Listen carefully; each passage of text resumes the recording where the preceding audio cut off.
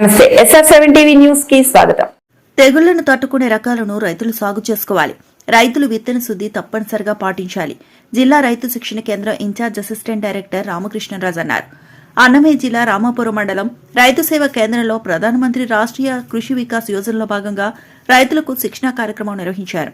ఈ సందర్భంగా ADA incharge Ramakrishna Raju మాట్లాడుతూ వేరుశనగ పంటలో త్వరగా వచ్చే ఆకుమచ్చ తెగులు పంట వేసిన 30 రోజుల నుండి కనిపిస్తుందని, ఈ మచ్చలు కొంచెం గుండ్రంగా ఉండి ఆకు పైభాగాన ముదురు గోధుమ రంగు కలిగి ఉంటాయని, ఈ మచ్చల చుట్టూ పసుపు రంగు వలయాలు కనిపిస్తాయని, ఆలస్యంగా వచ్చే ఆకుమచ్చ తెగులు తిక్కాకు మచ్చ తెగులు చిన్నవిగా గుండ్రంగా ఉండి ఆకు అడుగు భాగాన నల్లని రంగు కలిగి ఉంటాయని, కాండం మీద ఆకుల కాడ మీద ఊడల మీద కూడా మచ్చలు ఏర్పడతాయని, వీటికి నివారణగా తెగులును తట్టుకునే రకాలను సాగు చేసుకోవాలని, ఇవి కదిరి హరితంద్ర, అభయ, నిత్యహరిత మరియు కదిరి లేపాక్షి లాంటి రకాలు సాగు చేసుకోవాలని, తెగులు కనిపించిన వెంటనే ఎకరాకు 400 గ్రాములు మ్యాన్కోజబ్ ప్లస్ కార్బండజం లేదా క్లోరోథాలోనిల్ 400 గ్రాములు లేదా హెక్సాకోనజోల్ 400 మిల్లీలీటర్ల చొప్పున 200 లీటర్ల నీటిలో కలిపి ఒకసారి తర్వాత 15 రోజులకు మరొకసారి పిచికారీ చేయాలని తెలియజేశారు. ఈ కార్యక్రమంలో ప్రకృతి వ్యవసాయ మాస్టర్ ట్రైనర్ రామాపురం మండల మధుకర్, సిఆర్పి వెంకట్రామరెడ్డి, ప్రకృతి వ్యవసాయ సిబ్బంది, రైతులు పాల్గొన్నారు. ఆర్వి కృష్ణారెడ్డి, అన్నమయ్య జిల్లా ఇన్ఛార్జ్.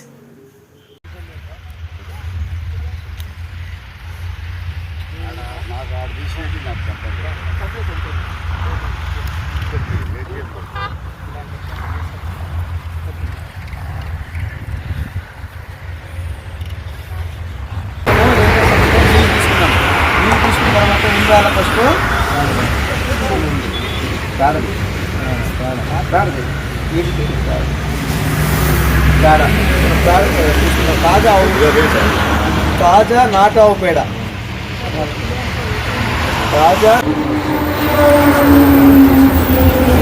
దీని మీద ఏంటంటే మనము పల్సనే మనము బట్ట వాడుకోవచ్చు, లేదంటే మనము గోనె సంచి ఉంటుంది కదా, ఆ గోనె సంచి మనం కప్పాలన్నమాట. మళ్ళీ దాని మూత కూడా మూత పెట్టకూడదు. కాబట్టి ఇదంతా కూడా మనము ఒక 3 రోజులు అట్లా బాగా టీవీకి. నా పేరు ఆర్వి కృష్ణారెడ్డి, అన్నమయ్య జిల్లా ఇన్ఛార్జ్.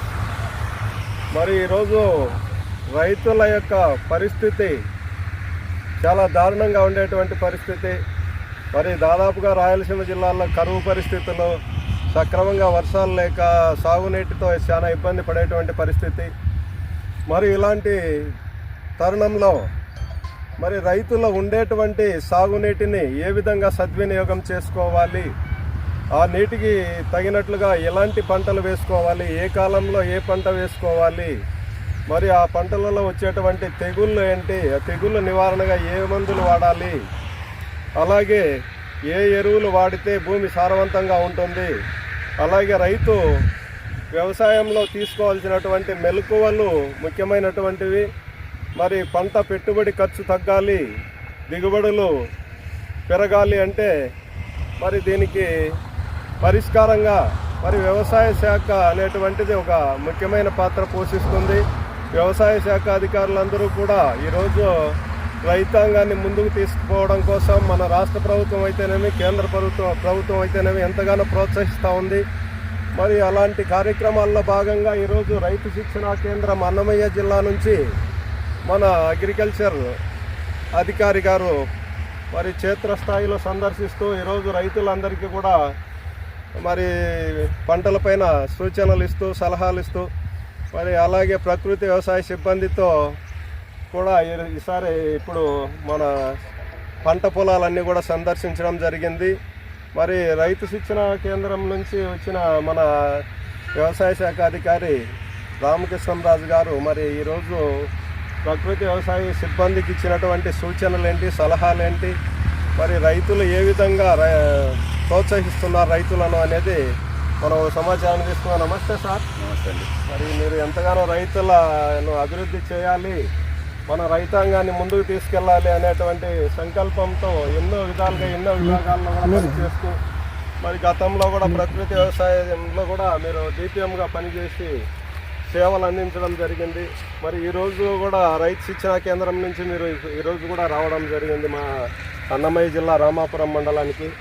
మరి ఈరోజు మీరు ఇచ్చినటువంటి శిక్షణా కార్యక్రమంలో భాగంగా మీరు ఇచ్చినటువంటి సమాచారాన్ని తెలియజేయండి సార్.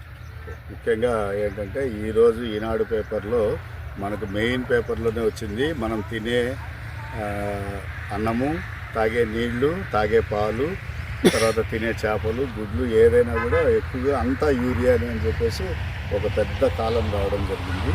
తర్వాత రైతులు కూడా ఎక్కువగా అంటే అధికంగా వాడాల్సిన దానికన్నా అధికంగా ఎక్కువ యూరియా వాడుతున్నారు. తర్వాత వ్యవసాయ శాఖ కానీ తర్వాత కేంద్ర రాష్ట్ర ప్రభుత్వాలు వాళ్ళ ఆధ్వర్యంలో మనం ఏం చేస్తున్నామంటే తక్కువగా అంటే సూచించిన మోతాదు మేరకే ఎరువులు వాడాలి అనేది మన ముఖ్య ప్రకటన. కాకపోతే ఏంటంటే రైతులు కూడా ఏదో జరిగిపోతుంది, లేకపోతే యూరియా రాదు పోదు అని చెప్పేసి అధికంగా తీసుకుంటున్నారు, ఇళ్లలో కూడా పెట్టుకుంటున్నారు, లేదా అధికంగా పంటలకు కూడా వేసేస్తున్నారు. రేట్ తక్కువ, మాకేం కాంప్లెక్స్లు అవసరం లేదు, యూరియాతోనే అంతా సాధించేస్తామని చెప్పి. కానీ అది తప్పండి.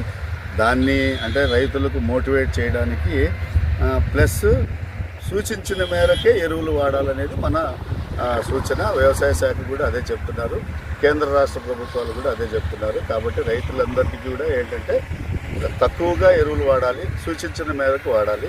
దాని తర్వాత రెండోది ఏంటంటే పర్యావరణానికి కానీ, భూములకు కానీ, పంటలకు కానీ, మన వాతావరణానికి కానీ, మన ఆరోగ్యానికి కానీ మంచిగా జరగాలంటే న్యాచురల్ ఫార్మింగ్ అంటే ప్రకృతి వ్యవసాయం అనేది ముఖ్య.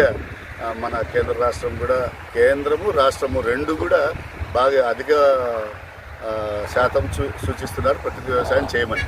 మన సిబ్బంది కూడా ఉన్నారు. ఆ సిబ్బందిని అందరినీ కూడా మోటివేట్ చేసి ప్రజెంట్ ఈరోజు ఏంటంటే ఈరోజు రేపు 2 రోజుల ట్రైనింగ్ ప్రోగ్రాంలో మనము పంట పొలాలను సందర్శించాము. వాళ్ళకి ఏ విధంగా ఘనజీవామృతము, ద్రవజీవామృతము, తర్వాత బీజామృతము ఇట్లాంటివన్నీ కూడా తయారు చేసే విధానాన్ని కూడా కొంత డెమోస్ చేసి చూపించాము. అంటే వీళ్ళకి కూడా తెలుసు, కాకపోతే ఒక పునశ్చరణలో భాగంగా చేశాము.